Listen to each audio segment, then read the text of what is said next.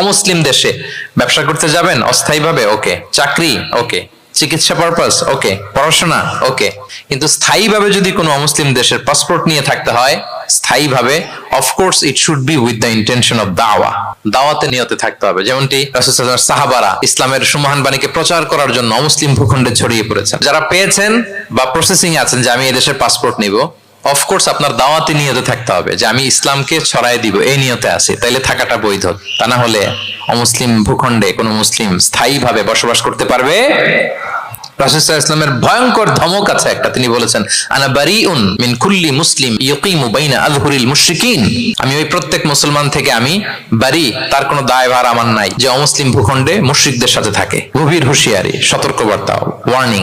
কিন্তু যদি আপনি উইথ দ্য ইন্টেনশন অফ দাওয়াতে নিয়তে থাকেন যে এখানে আমি একটা মসজিদ করব, মসজিদের সাথে লেগে থাকবো, আমার বুদ্ধিস্ট প্রতিবেশীর কাছে আমি ইসলামের সুমহান বাণী পৌঁছে দিব, আমার কলিগদেরকে বুঝাবো দেখো ইসলাম খুব ফ্লেক্সিবল, এটা ন্যাচারাল রিলিজিয়ন, এটা মানবতার ধর্ম, এটা এমন এমন, এইভাবে আমি বুঝাবো, এই নিয়তে যদি আপনি থাকেন তাহলে আপনি এই দেশে স্থায়ীভাবে থাকতে পারবেন।